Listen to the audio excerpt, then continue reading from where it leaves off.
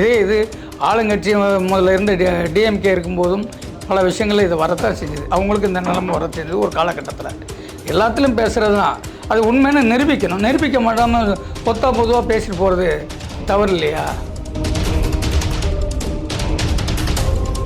நாடாளுமன்ற தேர்தலோடு சட்டமன்ற தேர்தலும் நடக்கும், தயார் நிலையில் இருங்க அப்படின்றார். அதாவது ஒவ்வொருத்தருடைய யூகம், அவங்களுடைய ஒரு கணிப்பு அப்படி தான் நம்ம பார்க்கணும். விஜயோட 5 ஆண்டு கால ஆட்சி முடிவுக்கு வந்துடும் சீக்கிரமா அப்படின்னு அதைத்தான் சொல்கிறேன்ல சார். நீங்கள் உங்கள் கணிப்பு எல்லா கணிப்பையும் பொய்யாக்கிட்டு அவர் வந்துக்கிட்டு இருக்கிறாரு. மீண்டும் மீண்டும் அவரை நிலைநிறுத்துறதுக்காக தான் நீங்கள் பேசிட்டு இருக்கீங்க. அவர் ஊழல் பண்ணுறது விஷயம் நாலேஜுக்கே அவர் கிடையாது. இது மாதிரி பழைய பேர் பழைய செங்கோட்டையன் பக்கத்தில் அதைத்தான் சொல்லுவாங்க. பழைய பேர் செங்கோட்டையன் பக்கத்தில் இருக்காரு சார். செங்கோட்டையன் மட்டும் இல்லை சார், புதுசாக வரக்கூடியவங்க வரைக்கும் அவர் ஓப்பனாக சொல்லிட்டாரு, யாருக்கு அந்த எண்ணங்கள் வச்சுக்காதீங்க, அப்படி வச்சிங்கன்னா நான் தூக்கி எறிய தயார்.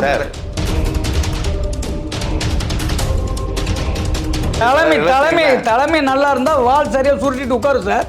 தலையே சரியில்லைன்னா தான் வால் ஆடிக்கிட்டு இருக்கும். இங்கே தலை ஸ்ட்ராங்கு. ஒன்லி விஜய் அவர்களுக்கு மட்டும்தான் ஓட்டு, அவருடைய முகத்துக்கு தான் சீட்டு. விஜயோட மனநிலை எப்படி, அவர் எப்படி பார்க்குறது? மதவாதியாக பார்க்குறதா இல்லை மதசார்பற்ற பார்க்குறதா, எப்படி பார்க்குறது?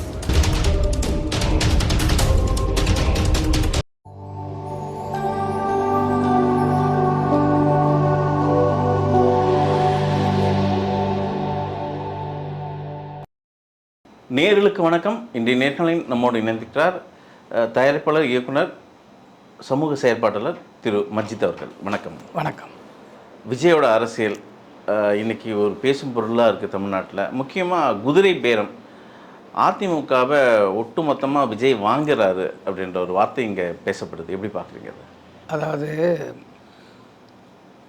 அரசியலில் ஏதாவது நீங்கள் அவரை வம்புக்கு இழுக்கணும், ஏதாவது டிமெரிட்டாக ஏதாவது காய் நகர்த்தணுங்கிறதுக்காக குதிரை பேரங்கிறது, எத்தனை நாள் ஆட்சி பண்ணிடுவாருங்கிறது, உடச்சிருவோங்கிறது எல்லாம் வரத்தான் சார் செய்யும். இது ஆளுங்கட்சி முதல்ல இருந்து டிஎம்கே இருக்கும்போதும் பல விஷயங்கள் இது வரத்தான் செஞ்சுது. அவங்களுக்கு இந்த நிலைமை வர செஞ்சது ஒரு காலகட்டத்தில். எல்லாத்துலேயும் பேசுகிறது தான் அது உண்மைன்னு நிரூபிக்கணும். நிரூபிக்க மாட்டாமல் பொதுவாக பேசிட்டு போகிறது தவறு இல்லையா? அவர் அழகாக சொன்னார். பதவி ஏற்கும்போதே தெளிவாக சொன்னார் விஜய் சார். விஜய் அவர் நானும் தப்பு பண்ண மாட்டேன், யாரையும் தப்பு பண்ண விட மாட்டேன்னு. இந்த அரசியல் வாழ்க்கையில் முதலமைச்சராக பதவி ஏற்று யாரும் இது வரைக்கும் இந்தியாவிலே சரி யாரும் இந்த மாதிரி ஓப்பன் ஸ்டேட்மெண்ட் யாரும் சொன்னதில்லை. ஃபஸ்ட் டைம் அப்படி ஒரு ஸ்டேட்மெண்ட் சொல்கிறாருன்னா அவர் சொன்ன வார்த்தை தூய்மையான ஆட்சி கொடுக்கணுங்கிற ஒரு எண்ணத்தில் அவர் இருக்கிறார். ஏதாவது ஒரு சிறு தவறுகள் ஏற்பட்டாலும் அவர் நேரடியாக பார்வையில் பார்த்து அந்த தவறுகளையும் நீக்குவார். வருங்காலத்தில் ஏதாவது சின்ன சின்ன தவறுகள், ஏதாவது அறியாமல் நடந்த தவறுகள் இருந்தால் கூட அவர் நேரடியாக இனிமேல் தலையிட்டு நிறுத்துவார். அந்த அளவுக்கு இப்போ நேற்றுக்கு பார்த்தீங்கன்னா இவர் ஆட்சியிலேருந்து அனௌன்ஸ்மெண்ட் பண்ண உடனே ஒயின் ஷாப்பில் பார்த்தீங்கன்னா 10 ரூபா குறைச்சிட்டாங்க. பாட்டிலுக்கு 10 ரூபா கேட்டுட்டு இருந்தது 10 ரூபா குறைச்சி அந்த எண்ணெய் விலையை ப்ரைஸ் விலைக்கு போட்டிருக்காங்க. ஏன்னா இவர் ஏறினாலே தூய்மை இருக்குங்கிற நம்பிக்கை மக்களுக்கு மட்டும் இல்லை, பார் நடத்துகிற ஒயின் ஷாப் நடத்துகிற அவங்க வரைக்கும் மைண்டில் ஏறிட்டு. இல்லை, முக்கியமாக விஜயோட அந்த திட்டங்கள் செயல்படுறதாகட்டும், திமுகவோட திட்டமாக தான் இப்போ பார்க்கப்படுது. திமுக திட்டத்தை தான் இப்போ காப்பிக்கு ஒன்றே அமல்படுத்தல. இது மாற்றமெல்லாம் என்ன இருக்குது? அதை தான் சொல்லுவார். இப்போ திமுக திட்டத்தை ஒரு கைவிட்டாச்சுன்னா அவ்வளோதான், திமுக மறந்துட்டாங்க. அது முன்னாடி அவருக்கு இல்லை சத்து திட்டத்தை மறந்துட்டாங்கன்ட்டு, ஆனால் அவர் ஃபாலோ பண்ணார். அதே மாதிரி சரி திமுக திட்டத்தையும் ஃபாலோ பண்ணுறாரு. ஃபாலோ பண்ணும்போது அவருடைய திட்டத்தை ஃபாலோ பண்ணுறன்னு அர்த்தம் இல்லை. அவர் என்ன வாக்குறுதி கொடுத்தாரோ அந்த வாக்குறுதிகள் செய்ய தான் செய்கிறாரு. அவர் பொருளாதாரத்தை பொறுத்து கடன் வரைக்கும் அடைச்சி, இப்போ என்னுடைய தமிழன் படத்தில் ஒரு காட்சி ஒன்று உண்டு. அவர் இந்திய கடனை அடைக்கிறதுக்காக தானே ஒரு அமௌண்ட் எடுத்து ஜனாதிபதிக்கு அனுப்புவார். அதே மாதிரி பார்த்திங்கன்னா நேற்று பார்த்திங்கன்னா தமிழக அரசுக்கு ஒருத்தர் 22,000 ரூபா அதே இது இந்தியாவோட தமிழ்நாட்டுடைய கடனை அடைக்கிறேன்னு சொல்லி அவங்களுக்கு அனுப்புகிறாங்க. அதுதான் மக்கள் நீங்கள் சொன்ன மாதிரி இது சினிமா இல்லை முதலமைச்சர் அவர்களே, இது அரசியல். இந்த அரசியலை எப்போ நீங்கள் இப்போ பார்க்க போகிறீங்க, கற்றுக்க போகிறீங்க? இனிமேல் கற்றுக்குங்க, இது சினிமாவில் செயல்படுற மாதிரி இங்கே வந்து செயல்படாதீங்கன்ற ஒரு சோஷியல் மீடியாவில் விமர்சனம் வைக்கிறாங்க. அதை தான் சார் சொல்கிறேன். உங்களுக்கு விமர்சனம் அவரை வந்து அவரை ஒன்று உயர்த்தி இல்லை தாழ்த்தி ஏதாவது பேசினாதான் இன்றைக்கி தமிழ்நாட்டில் அரசியல் பண்ண முடியும், வாழ முடியுங்கிற ஒரு ஊடகத்துலேயும் சரி மற்றதுலேயும் சரி அரசியல்வாதையும் சரி யாரை எடுத்து போகிறாங்க. முன்னாடியே அவர் வரமாட்டாருன்னாங்க. இப்போ வந்து அவரை பற்றின என்ன டிமெரிட் சொல்லலாம், அவர் மேலே என்ன குறை சொல்லலாம், என்னென்ன வகைகளை தாக்கலாம், அவர் கூட இருந்தவங்களை தாக்கலாம், புதுசாக அரசியலில் இப்போ எம்எல்ஏ ஆகியிருக்காங்க, அவங்க ஏதாவது தவறு பண்ணால் அவங்கள பிடிச்சி வச்சு இவரை தாக்கலாம் சார். அதாவது ஊரில் சொல்லுவாங்க கள்ளம் பெருசா இல்லை காக்கிறவன் பெருசான்ட்டு. காக்கிறவனை விட கள்ளம் தான் சார் பெருசு. எங்கே அவர் திரும்புவார், எங்கே அசைவார், என்ன ஓட்டை இருக்குன்னு அப்படியே கண்கொத்தி பாம்பாக அலைஞ்சிக்கிட்டு இருந்தான்னு வைங்களேன், அது நல்லதில்லை. அவர் அந்த ஒரு 6 மாதமாவது அமைதியாக இருங்களேன். அவர் என்ன தான் பண்ணுறாரு, என்ன தான் செய்கிறாருங்கிறதுக்கு ஒன்றும் இல்லாமல் பதவி ஏற்கும்போதே அவர் உதயநிதி ஸ்டாலின் அவர் பேச ஆரம்பிக்கிறார். உங்களுடைய தகுதி என்ன, அது என்ன, இது அதாவது வந்தாச்சு, ஆதரவும் கொடுத்து காட்டியாச்சு. இதுக்கப்புறம் அவர் என்ன நடத்துகிறாருங்கிறது கொஞ்சம் பார்க்கணும். அந்த பார்க்குறது கூட அந்த பொறுமை இல்லைன்னா எப்படி நீங்கள் அவர் விமர்சனம் பண்ணிகிட்டே இருக்கீங்க? என்ன குறை கண்டுபிடிக்கிறது சரி. அவர் ஒரு 3 மாதம் 6 மாதம் போகட்டும், என்ன நடத்துகிறாரு ஆட்சி, இதில் இவ்வளோ மைனஸ் இருக்குது இவ்வளோ ப்ளஸ் இருக்குன்னு அனலைஸ் பண்ணிவிட்டு நீங்கள் பேசுனீங்கன்னா பரவாயில்ல. வீட்டுக்குள்ளே நுழையும் போதே கட்டையை போட்டால் அந்த மாதிரி தான் இருக்குது. ஏன்னா அவர் ரொம்ப ஸ்ட்ராங்காக இருக்கார், ஆள் அமைதியாக இருக்காருன்னு நீங்கள் நினைக்காதீங்க. ஒவ்வொரு விஷயத்தையும் இன்னும் 10 நாள் தான் ஆகுது, ஒவ்வொரு விஷயத்துலையும் பாருங்கள், அவருடைய நடவடிக்கை பாருங்கள். எனக்கு தெரிஞ்ச பாருங்கள், இன்றைக்கி பாட்டிலேருந்து சரி 10 ரூபா குறைச்சிலேருந்து எல்லா விஷயமே சரி. ஒரு டிராஃபிக் சைட்லேருந்து தமிழ்நாடு முழுக்க குறைச்சிட்டாங்களா? ஆமாம், வாங்குறது இல்லையா? வாங்குறது இல்லை. என்னுடைய ஆளுங்கள்லாம் நிறைய பேர் அங்கே போனவங்களாம் சொல்கிறாங்க, காதுவழி செய்தி சார், அந்த ஒரு 250 ரூபான்னா அது 240 தான் சார் வாங்குறாங்க, 10 ரூபா முன்னாடி கூட வாங்கினாங்க. இல்லை சார் இப்படி போயிட்டுருக்கு சார்.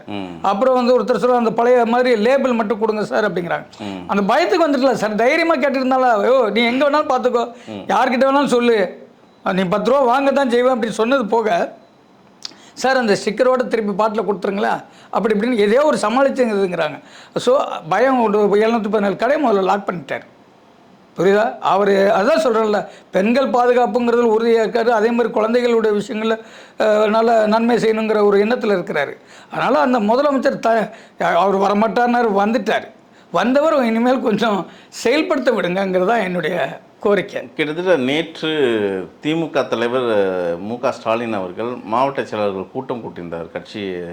கட்சியோட தோல்வி குறித்து கன்சல்ட்லாம் பண்ணியிருந்தார், பேசினார், எதனால் நமக்கு வீழ்ச்சி அடைந்தோம் அப்படின்லாம் உரையாடி இருக்கும்போது எல்லாம் முடிவுற்ற நிலையில் ஒரு அறிக்கை விடுறாரு.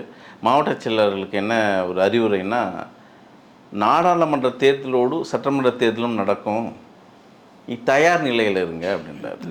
அதாவது ஒவ்வொருத்தருடைய யூகம், அவங்களுடைய ஒரு கணிப்பு அப்படிதான் நம்ம பார்க்கணும். விஜயோட 5 ஆண்டு கால ஆட்சி முடிவுக்கு வந்துடும் சீக்கிரமா அப்படின்னு நினைக்கிறாங்க. அதைத்தான் சொல்கிறேன்ல சார், நீங்கள் உங்கள் கணிப்பு எல்லா கணிப்பையும் பொய்யாக்கிட்டு அவர் வந்துக்கிட்டு இருக்கிறாரு. மீண்டும் மீண்டும் அவரை நிலைநிறுத்துறதுக்காக தான் நீங்கள் பேசிகிட்டு இருக்கீங்க. மைனாரிட்டி அரசு, அதை தான் சொல்லணும். மைனாரிட்டிங்கிறது வந்து இப்போ 144 வந்துடுச்சு சார். இப்போ மைனாரிட்டி நீங்கள் சொல்கிற மாதிரி இல்லை. யாராவது விலைக்கு சொல்லுங்களேன், இல்லை விளைக்கிறவங்கிற அந்த மாதிரி யாருமே இல்லை. அங்கே ஆதரவு இன்னும் மனம் பெருகத்தான் செய்யுமே தவிர அவ்வளோ ஓட்டைகள் உள்கட்சிக்குள்ளேயே அவங்களுக்குள்ளேயே ஒவ்வொருத்தரும் ஒரு போராட்டங்கள் இருக்குது சார். அதை வெளிக்காட்டிக்காமல் நானும் வீரந்தான் அப்படிங்கிற மாதிரி எல்லோரும் பேசிகிட்டு இருக்கிறாங்க. அவங்களுடைய கணிப்பு, அவங்களுடைய ஊகங்கள், இன்னும் 5 ஆண்டுகள், நான் 50 ஆண்டு அவர் இருக்கிற வரைக்கும் அவர் தாங்க ஆட்சி செய்வார். நான் இதுக்காக சொல்ல, நீங்கள் பாருங்க, ஏன்னா மக்கள் அவரை நம்புறாரு, நம்புகிற மக்களுக்கு அவர் செய்ய ஆரம்பிக்கிறாரு. ஊழல் இல்லாத ஒரு ஆட்சி பண்ணுவேன் அப்படின்னு ஓப்பனாக ஸ்டேட்மெண்ட் சொல்கிறாரு. அப்படின்னா ஊழல் இல்லாத தமிழ்நாட்டை பார்க்க முடியுமா சார்? ஊழல் பண்ணுறதுக்கு அவர் இப்போ தான் சார் புதுசு. அவர் வந்து ஊழல் பண்ணுறது விஷயம் நாலேஜுக்கே அவர் கிடையாது.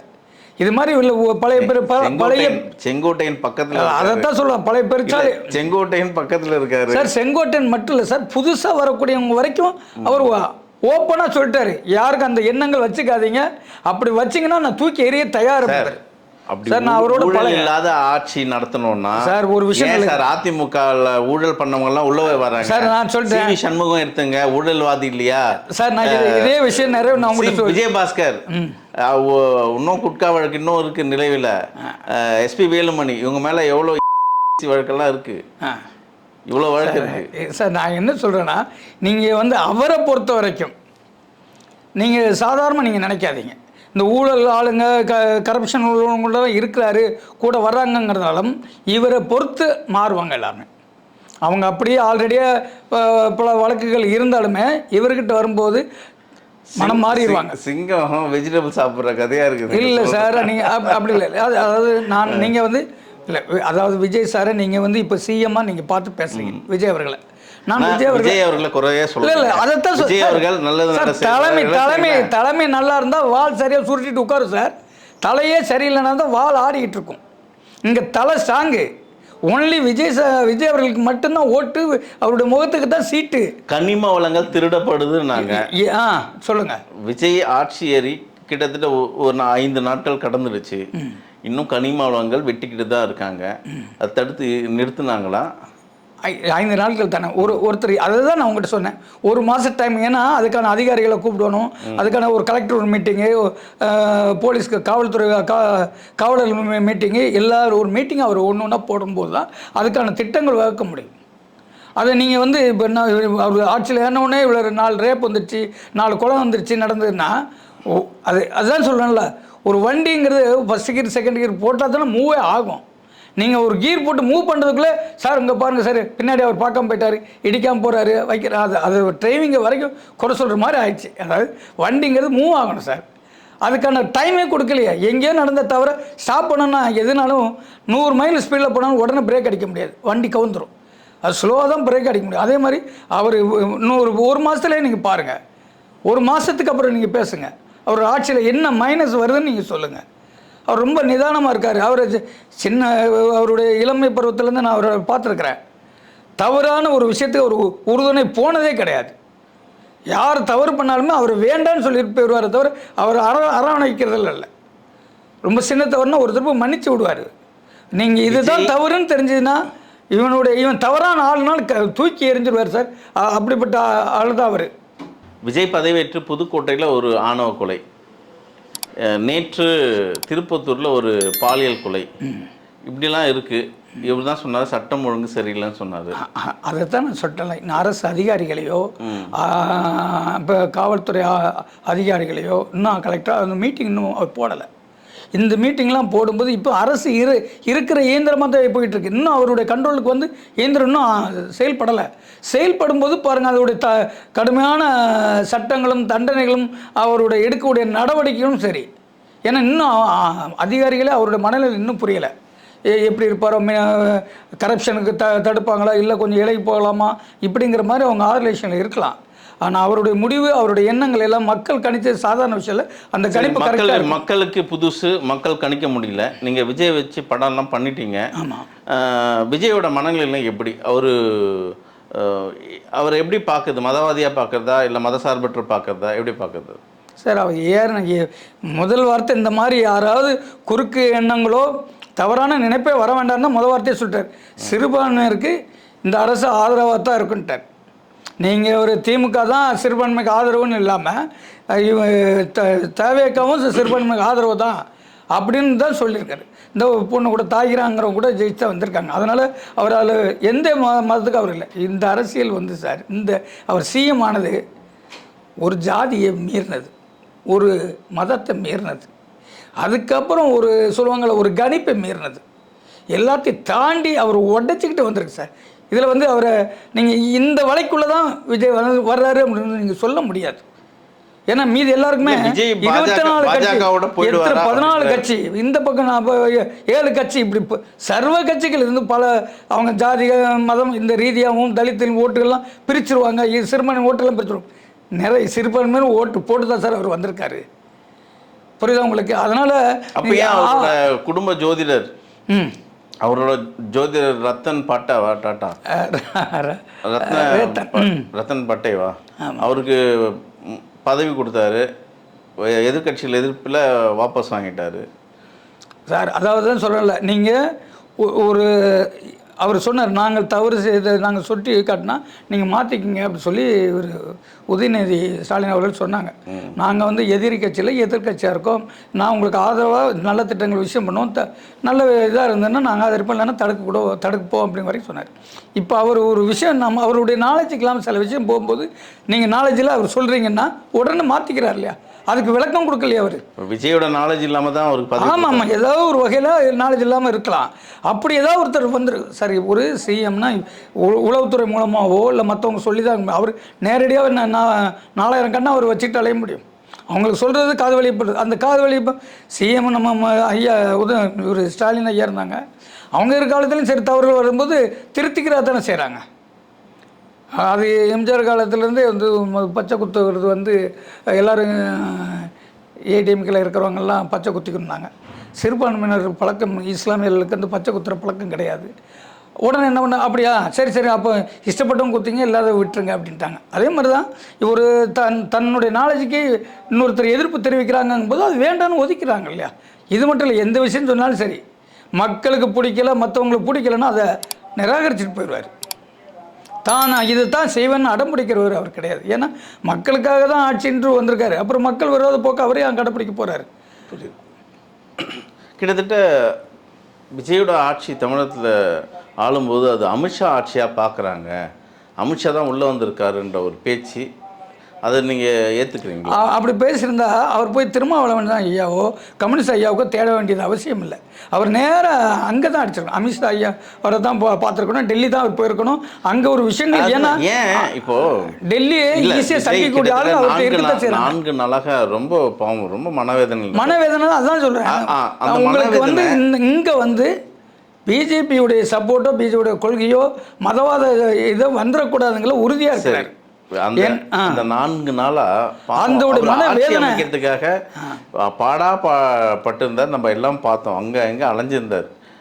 ஏன் இப்போ இந்த 30 பேர் 25 பேர் ஆதரவு தராங்களே அதிமுகவில், ஏன் அதை முதல்ல வந்து பண்ணலை? அதுதான் இப்போ அந்த 25 பேர் எங்கே இருக்காங்க, எங்கேருந்து வராங்க? ஒத்த சீட்டு பிஜேபியாக இருந்தாலும் அவங்களுடைய கண்ட்ரோல் தான். அவங்க சும்மையே ஆடக்கூடியவங்க. ஒத்த சீட்டு இருந்தால் விடுவாங்களா? அவங்க கண்ட்ரோலில் தான் எல்லாருமே இருக்காங்க. அவர் நம்ம தினகரன் ஐயா கட்சி எடப்பாடி எல்லாருமே யாருமே அவருடைய கண்ட்ரோலை மீற முடியாது. உண்மை அதுதான். பல விஷயங்கள் அவங்க லாக்கில் தான் இருக்கிறாங்க, அதனால் மீற முடியாது. இப்போ அவங்ககிட்ட தேடும்போது என்ன ஆகும்னா இவங்க ஆர்டர் வைப்பாங்க. நாங்கள் சொல்கிறதில் கையெழுத்து போடுங்க, ஆரம்பத்தில் மும்மொழி கொள்கை கையெழுத்து போடுங்கம்பாங்க, இல்லை எதையாவது ஒன்று ஒரு டார்கெட் வைப்பாங்க. அப்போ டார்கெட் ஆகும்போது என்ன ஆகும், நீங்கள் பிஜேபிக்கு சேர்ந்துட்டீங்க, வளைஞ்சிட்டீங்க. அதனால் தனியாக இருந்து 4 நாள் அந்த சொல்லுவாங்கள்ல பச்சை தண்ணி குடிக்காமல் தவம் இருந்தான்னு சொல்லுவாங்க. அப்படி தவம் வருது. ஒரு இது கொள்கை எதிரி இல்லை, கட்சி ரீதியாக தான் ஒரு எதிரின்னு பார்த்தாங்க. அதனால் அங்கேருந்து பிஜேபியை விரும்பாதவங்களை கூட சேர்த்துக்குவோம் அப்படிங்கிறது தான் அவர் டைம் எடுத்துக்கிட்டு பண்ணாரே தவிர அது வேணும்னா நேரம் எப்போது ஏடிஎம்கே வந்திருப்பாங்க, அவங்க பேசியிருப்பாங்க. அது நீங்கள் அதுக்கப்புறம் என்ன ஆகும்னா நீங்கள் பிஜேபி ஆட்சி தான் தமிழ்நாட்டில் நடக்குதுன்றீங்க. அதை வரக்கூடாது, அந்த வார்த்தை சொல்லக்கூடாதுன்னு முறியடிக்கிறதுக்காக தான் அவர் 4 நாள் டைம் இருந்து ஒவ்வொருத்தரையாக சந்தித்து 4 முறை சந்தித்து அதுக்கப்புறம் தான் அந்த ஆதரவு வாங்கி ஆட்சி அமைக்கிறார். அவர் நினச்சிருந்தா உடனே முடிச்சிருக்கலாமே. பார்ப்போம். விஜயோட இந்த 5 நாள் ரொம்ப கொஞ்சம் கேட்டால் தான் போயிட்டு அதை தான் சார் நான் தான் என்ன சொல்கிறேன்னு சார். 5 நாளில் சார் நீங்கள் ஒரு விஷயம் நீங்கள் ஒரு சிஎம் செல்ஃபி எடுத்து ஒரு சிஎம் பார்ப்பீங்களா? அப்போ எவ்வளோ யூத்தாக இளமையாக இந்த மக்களோட அவர் எவ்வளோ ஜனனமாக ஒரு சாதாரணமாக சிரித்த முகத்தோடு அவர் ட்ராவல் பண்ணணும்னு நினைக்கிறாரு. ஒரு சொல்லுவாங்க மக்களின் முதல்வர் இவர் தான் சார். மக்களின் முதல்வர் விஜய் தான் சார். இல்லை அந்த அளவுக்கு அவருடைய ஸ்பீச் சொல்ல வரேன். அவர் என்னமோ நினச்சிட்டு இருந்தாங்க. இன்றைக்கி அவரோட பேச்சு சார மாதிரி எல்லாருமே இப்போ அவரோட சேர்ந்து ஐக்கியமாகணுங்கிற முடிவுக்கு வந்துகிட்டு இருக்கிறாங்க. அது மறைமுகமாக நிறைய வேலைகள் நடந்துகிட்டு இருக்கு. அதனால் தொடர்ந்து பேசும். விஜயோட அரசியலை பார்ப்போம், எப்படி தமிழகத்தை வழி நடத்துகிறாரு. உங்கள் நேரத்துக்கு முக்கிய நன்றி. நன்றி சார் ஐயா.